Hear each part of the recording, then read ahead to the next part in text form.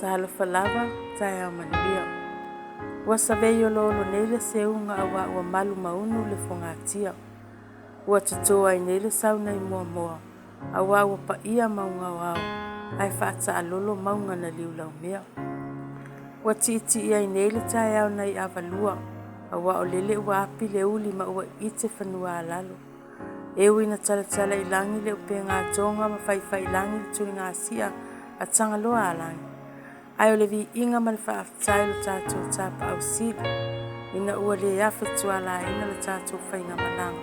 Ma le tātou fōlaunga le nei tau sanga.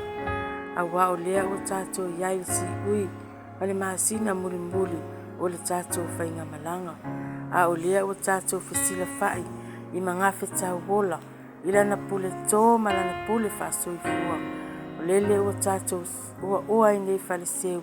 Ma saa i mao maalie. Tā lofa lava. Ma lo le langi ma tafi.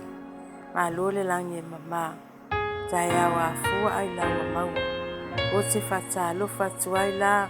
O wofo lofa tuai. I le suafa pa pele pele. Le suafa mani ma lo le tātou li whaola Yesu Keriso. O le suafa lava lea o tātou maua ai le leinga. Amene. O le suafa fo i lea o tātou lau lua fasile whai ai pue o manu ai le o pue o mala. Ma le ifua mai ai whanunga le lei. I le pa ia lasi au na tofi le atua. O feoi o le tala le lei. O le pa ia iao sina ia fua mai maunga te tele. Se ia pa ia mamaiti. Le lava loa si o tātou a ingo le au whatu atua. O le tino Keriso ma le a ingo le tala le lei. Tā lofa lava. Shalom and blessings to you all. Ia o le whaupoponga fo ile nei o le tātou poro kalami. Ua whaingoa ina. O le whaavai a inga. I le urutala e whaapea. Pe whaape feo na whausia. Pe atia e o tātou whale.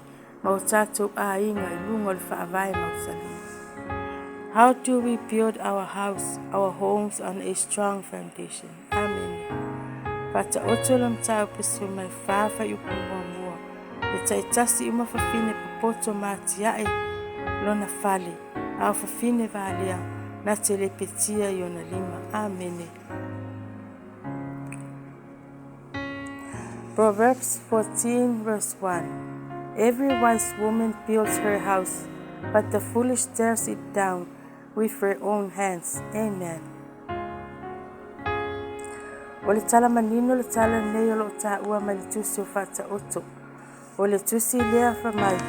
O le tusi o la fionga pa ia lea tua. O lo tusi e Solomona le atali o ta vita le tupo Israel. O lo o ta ua foi o lo mention mai e Solomona. Fafine ia fai mai ta itasi fafine popoto. Maatia elo na fale. A le fafine valea. Pa mai na telepetia i ona lava lima. Amen. Ele o tau tala la le soni le nei. I le fale le faia. Pe fausia maatia i o tātou lima. Awa o le fale lea. O le fale o le a inga. A o le fale lea fia whataua ina. O lo a inga lea. Amen. Lea e ave iai le whaamamafa. E fausia maatia i. Amen. O le soni fo i po le whata oto le nei. Na tūsia e Solomona le tupu. E le iso ona tūsia lava. Leanga o lea o tā ua I whawhine popoto. Pai mai taitu atasi maatia e lona a inga. A o whawhine fo I nei. O whawhine o le a inga o Solomona. A wa o whawhine o le a inga o Apera Amo. Tu uaila I le a inga o Rasela Malea. A wa o ila ua ia natia e ina le a inga o Israelu. Lea na mafua I ona iai tu a inga se furu ma le lua o Israelu. A o le tribe lea pole tu a inga o Utah. Lea na afua ma iai le sala I le tupu anga o le whaaola o Yesu Keriso lea. A wa o lea o lana tama Utah. O Utah lea na sau maua mai iai le ngafa. Le iai le ngafa leo le au sauta. Le maua mai iai le ngafa o le whaaola o Yesu Keriso. A wa o ia lea sa fai o Yakopo lea sa fai ma provider o le a inga o lea marasela. Pai mai a o le whata oto fo I lea o loo iai famai le fai upu e sfuma tasi o le lesoni e fao le tusi o ruta o inga o loo faamatala mai iai e Solomona le mea na mafua ai ona faaaogā fafine ia totonu o le tala po ona taʻua ai tinā nei totonu o le faataoto a Solomona auā foʻi o le poto lena ave le atua iā Solomona e na te faamasino ai lona nuu Isaraʻelu lea na iloa leleia Solomona ua tinā ia po o fafine ia sa atiaʻe ma fausia o latou aiga mai le taimi e leʻi ai se tagata e provider seʻia oo ina tapena i le atua ma tuuina atu le tagata e fai ma tausitama i totonu o latou aiga o lea lae fia faatauaina ai le tala lea iā Ruta auā o Ruta o loo agaʻi ai le lesoni po le faataoto lena tusia e Solomona auā fai mai ina ua malaga atu le aiga lea o Elimeleka ma Naomi ma nonofo i Moapi ma fai avā i te ine nei o Ruta ma Orepa o le tala malamalama le tala lenei ae fai mai ina ua maliliu uma tamaia o le toeaina ma lana fanau tama fai mai ona toe fe atu leo Naomi fafine na alua foʻi atu e tausi o lua matua ae faauta iā Ruta o i foʻi na iloa ai o Ruta ua uma na tapena i le atua e fai ma faaolataga le gata i totonu o le aiga o Naomi a o le aiga lea o le feagaina tuai foʻi lea le tala iā Ruta o i le reality o le faaolataga ma le feagaina fou i le tala i le faaola o Iesu Keriso lea gavivio mai le feagaina fou auā o Ruta o ia le tupuga mai ai le gafa o Iesu Keriso le gafa o le faaola po le Mesia lena valoia ma le feagaina tuai amen o le ala foi lana nana tusia i le faataoto o Solomona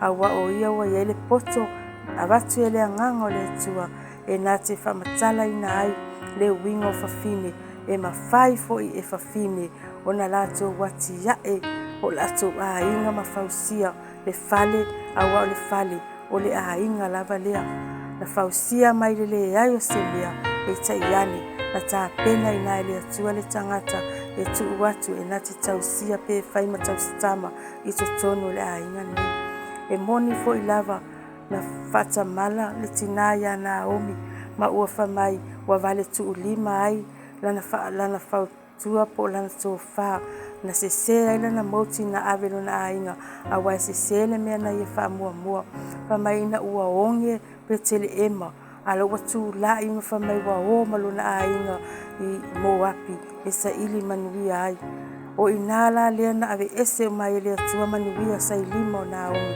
le gata ina maliu ai lona toʻalua maliliu ai lana fanau tama e toʻalua ae tuua ai na o ia ma gavā a lana fanau ae faafetai le atua na tapena ai i Ruta tuu atu e na te tausi i le loo matua lea o i foʻi iā Ruta lea na atagia mai ai le tapena i le atua le alofa ma le tofā faale atua le gata ina pipio lona loto i le fifine a o le alofa lea iai tulafonosili e le atua famai ia e alofa atu i le atua ma lou loto atoa gaga atoa manatu atoa le e alofa atu i le lua te tuaoi e pei o e lava ia te oe auā o i foʻi iā Ruta le ua tatou iloa ai le moni o le alofa o Ruta auā famai e faafefea na e alofa i le atua e tele o vaaia i ou mata ae le tele o alofa i lo uso lenā te lua faafesagaʻi o i la lena tatou iloa ai o Ruta ua uma ona tapena i le atua e moni lava ua vale tuulima le tofā Naomi ma ua lepetia ai lona aiga i ona lima ae faafetai a Naomi na poto lona tofā ma lana filifiliga na ia toe manatu ai e toe foʻi i lona aiga o le ala foʻi lea na manuia ai o ia ma toe avatu e le atua le manuia totonu lona aiga ona ua poto lana faatatau toe foʻi ae famai na toe foʻi ae fai mai le tala a Beteleema pe lē o Naomi ea lea ae faauta le tali a Naomi famai aua nei toe taʻua o Naomi e taʻu ua mara auā ua oʻona me ua faia e lē ona le malosi ma lava ua oʻona me ua faia e le atua le ua alu atu o tamao aiga ua o foʻi mai malimativa o i foʻi lana tatou iloa ai le alofa o le atua e ui lava ina ua lepetia le aiga o Naomi ae na toe faamanuia e le atua a o le a o le ainga sili lea na le petia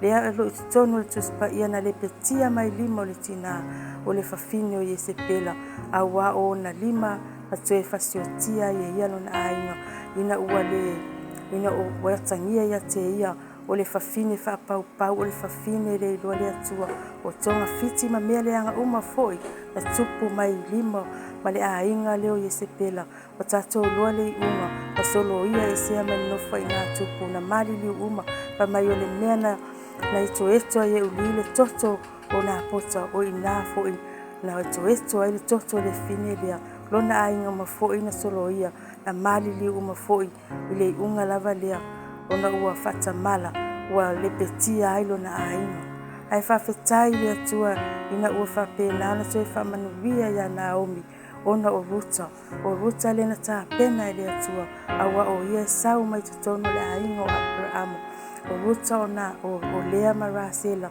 o ila tau ia o le ainga o Abraham o tua au le tamale na ia Solomona Yana ia tusia le fata oto awana iloa le ia o fafine popoto o fafine mafau lelei o fafine fo ia na tiae o latou ainga o le ngata mai le nuu o Israelu al tapena ina mai na o le nuu o le fauletanga ma le ainga o le tala lelei lea tangia mai le whenga fo e ia Yesu Keriso le Mesia na valo ia o ia le na whaia le tongiola ma le fauletanga ua maangalo ai oe maangalo ai ia maangalo ai tatou uma amen.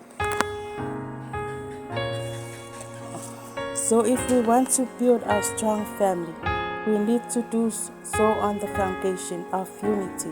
So let God build your house, my house, your family, and my family, because only God can correctly build it, and it will be on a strong foundation. Amen. Let Jesus be the strong foundation of our homes. Like John chapter 3 verses 36.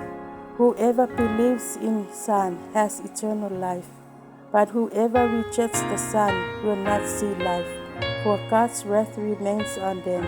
Amen. Glory, hallelujah. Ile Yohane le nai tolu alon fai upo tolu suma leono lo whapea. O le whatuatua i le alo, wa ia te ia le ola e whawawau. A o le whatuatua i le alo, e le iloa e ia le ola. A o le tua saa, o le atua o lo tu mau le iona lunga. Amen. O lo whamalosi mai fo le apostolo Paulo le ekalesia i Korinito.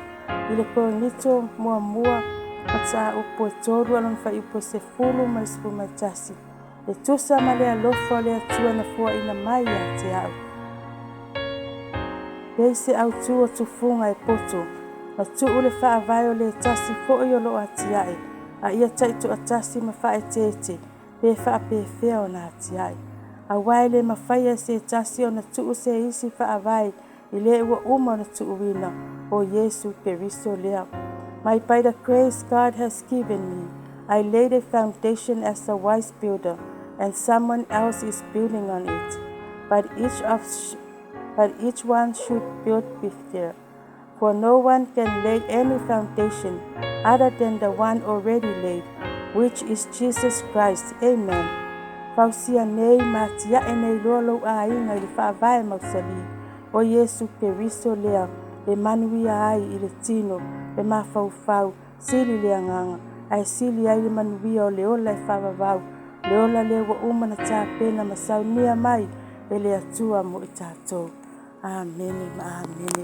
Tina, pa ai, to tono lo a inga, pa ai lo loto I fale, pa ai po yeise me o misi, pa ai po le ale mea le nao lo fale I tono, o oe e tau solo mua oe te tono lo a inga, to anga e tatalo, tu li vai ma tu ule atua lo a inga, tatalo ma le anapongi e wana fetalai e sua, na ole tatalo ma le anapongi ma fai ai me whapea, a wa a e moni lo wa lofa I le atua, o le moni fo I le nao lo wa lofa I lo a inga, e pea I ona e alofa o oe ya te oe, ia tau solo mua oe manuia o lo a inga, a wa e te mawhaia o te mawhaia, ona o Yesu Keriso o ia wa whaama alosi mai a te tātou, I le suwafo Yesu Keriso. Amen. To God be the glory forever and ever. Amen. Praise God. Hallelujah. Shalom, have a great one, and God bless you all.